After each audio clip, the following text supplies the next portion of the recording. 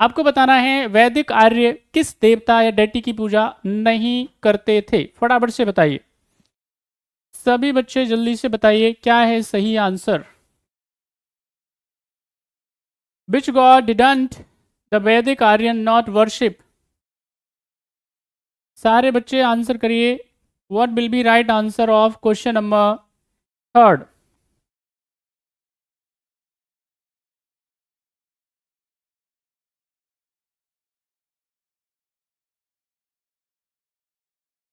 What will be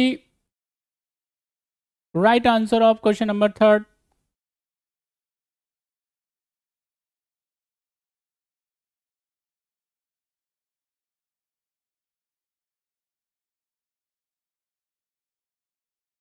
चलिए यहां पे अगर हम बात करते हैं किसके बारे में, we talk about the deities of Rigveda. यहाँ पे वैदिक अगर हम देवताओं की बात करेंगे तो देर वर 33 टाइप्स ऑफ वेदा। यहाँ पे डेटीज, यहाँ पे क्या है, आपने सुना होगा 33 कोटि के देवता। 33 करोड़ देवता नहीं होते, कोटि बोले तो टाइप, तो कई जगह पे क्या है अलग अलग बताया गया इसके बारे में। तो 33 इज द टाइप, यानी कि अलग अलग डिफरेंट डिफरेंट टाइप के क्या है इधर देवता हैं, देवीज हैं, ठीक है कि नहीं। और उसमें भी अगर हम बात करेंगे तो as I told in last question हमने डिस्कस किया था, तो इसमें क्या है, जो इंद्र है उसका वर्णन मिलेगा ही मिलेगा, वरुण का वर्णन मिलेगा ही मिलेगा। इधर आपको जो वर्णन मिलेगा वो किसका मिलेगा, मारुत का भी मिलेगा, यानी वायु की बात कर रहे हैं हम लोग। लेकिन पशुपति जो है भगवान शिव की बात की जा रही है। पशुपति किसको बोलते हैं, शिव को बोला जाता है। पशुपति का मतलब क्या होता है, भगवान शिव को बोला जाता है, पशुपति बोला जाता है। बात समझ में आई, पशु मतलब एनिमल, ठीक है ग्री, और पति का मतलब क्या होता है, ऑनर बोलते हैं आप उसको, ठीक है कि नहीं, यानी कि ऑनर ऑफ द एनिमल, यानी पशुओं का जो स्वामी होता है, मालिक होता है, ऑनर होता है, उसको क्या बोलते हैं, पशुपति बोलते हैं। तो सारे जितने भी क्या हैं एनिमल्स होते हैं, उन सबको क्या करते हैं भगवान शिव बहुत उनको प्यार करते हैं, उनका सम्मान रखते हैं, उनका ख्याल रखते हैं। सबसे ज़्यादा पसंद करते हैं किनको, एनिमल्स को। इसलिए आप देखेंगे भगवान शिव क्या करते हैं, अपने गले में जो है सर्पों की माला, स्नेक का जो है वो माला बना करके डाल करके रखते हैं ना। और उनके आप देखेंगे कि आसपास आपको बहुत सारे पशु नजर आ जाएंगे, इसलिए उनको पशुपति कहा जाता है। ये लेटर वैदिक एरा में आएंगे। ओके, तो इसका जो सही आंसर है वो D is the right answer. Next question on your screen, question number 4, फटाफट से बताइए और फिर आगे बढ़ते हैं।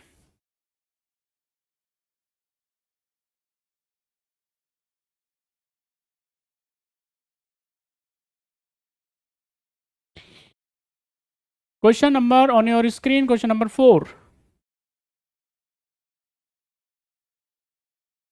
चलिए hurry up, you have to give your answers. सभी बच्चे आंसर कीजिए, क्या होगा सही जवाब। आपको बताना है Vedang include the following. Vedang में क्या क्या शामिल होता है, व्हाट इंक्लूड इन वेदांग, फटाफट से बताइए। वेदांग बोले तो part of Vedas, part of Vedas बोला जाता है। वेदांग को क्या बोला जाता है, पार्ट ऑफ वेदाज। तो जरा बताइए व्हाट इंक्लूड इन वेदांग्स। सभी बच्चे जल्दी से बताइए क्या है सही आंसर।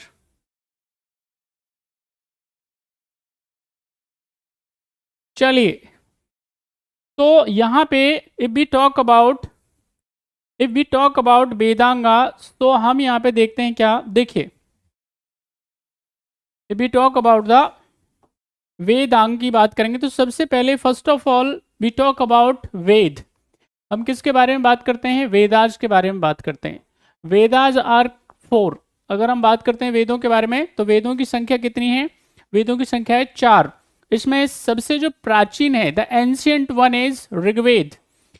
सबसे प्राचीन की बात करेंगे तो वो कौन सा है, ऋग्वेद सबसे प्राचीन है, सबसे पुराना है, द ओल्डेस्ट वन। इसके अलावा जब हम बात करेंगे तो इसमें आ जाएगा आपके पास में यजुर्वेद, ठीक है कि नहीं, यहाँ पे यजुर्वेद। देन उसके बाद में यहाँ पे बात करते हैं हम लोग किसके बारे में, शाम वेदा के बारे में बात करते हैं, डेडिकेटेड टू द म्यूजिक, यानी वो संगीत के लिए क्या है, डेडिकेटेड है। और अब अगर हम बात करते हैं किसके बारे में, अंतिम, दैट इज अथर्व वेदा, अथर्व वेदा। तो ये क्या है आपका 4 वेदाज हैं। हमारे पास कितने वेद हैं, 4 वेदों की संख्या है। 4 वेदों को ऑल 4 वेदाज आर सब डिवाइडेड इन उपवेदाज या सब वेदाज। इनको क्या किया जाएगा, 4 वेदों को फिर से क्या किया जाएगा, इनको सब डिवाइड किया जाएगा, इनको बांटा जाएगा, कितने, यानी 4 भाग में फिर से बांटा जाएगा। 4 इसमें क्या है, सब वेदाज हैं। हम उसमें क्या पढ़ सकते हैं, हम उसमें धनुर्वेद पढ़ सकते हैं, हम उसमें शिल्प वेद पढ़ सकते हैं, हम उसमें आयुर्वेद पढ़ सकते हैं, यानी कि ये सब क्या है, इसके 4 सब टाइप हैं हर एक के। इसके बाद में जब हम बात करते हैं तो वेदों के बाद में आता है भाई क्या, उपवेद। हम उसके बाद बात करते हैं लेटर वैदिक एराज के बारे में। उसके बाद में क्या आता है, उसके बाद में हम इसमें पढ़ते हैं वेदांग, हम उसमें पढ़ते हैं आरण्यक।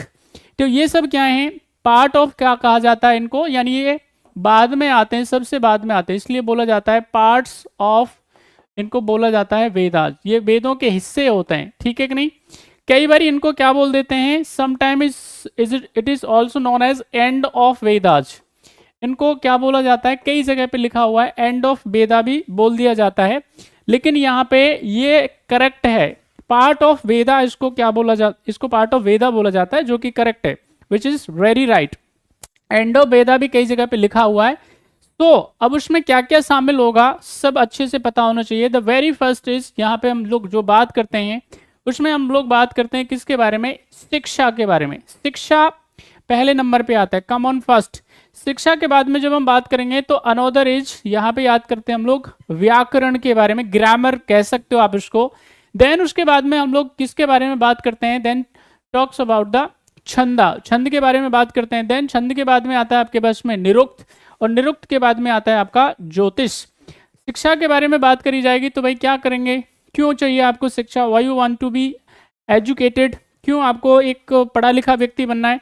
पढ़ा लिखा व्यक्ति कैसा होता है, रेशनल होता है, लॉजिकल होता है, वो तर्कपूर्ण होता है, कोई एंजाइटी नहीं होती दिमाग में, किसी प्रकार का कोई फितूर नहीं होता है ना, किसी तरह का क्या नहीं होता है, कोई स्ट्रेस नहीं होता है, जीवन को वो जीवन की तरह जीता है।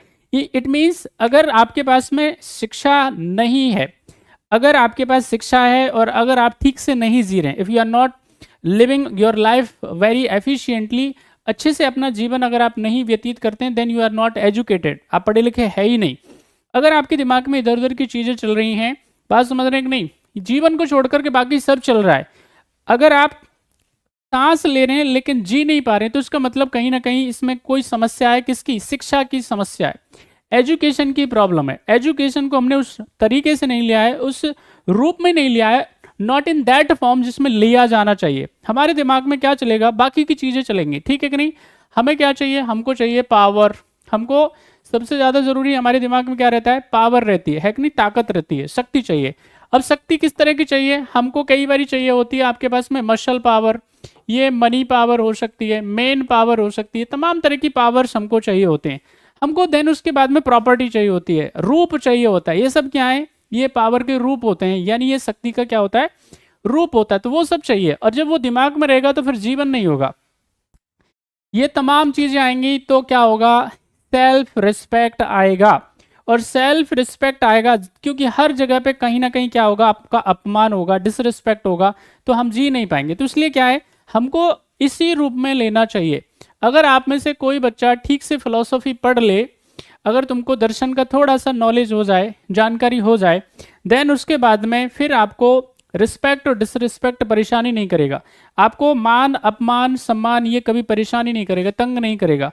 यहाँ पे शिक्षा यही सिखाती है। बाकर इधर उसके बाद हम ग्रामर की बात करेंगे तो व्याकरण में क्या है, करेक्टली हमको क्या है, सेंटेंसेस कैसे हमको क्या है बनाने होते हैं, कम्युनिकेट ठीक से करना होता है लोगों के साथ में, तो ग्रामर में तमाम चीज़ें पढ़ते हैं। देन उसके बाद में कल्प हो गया, छंद हो गया, निरुक्त हो गया और ज्योतिष हो गया, है ना।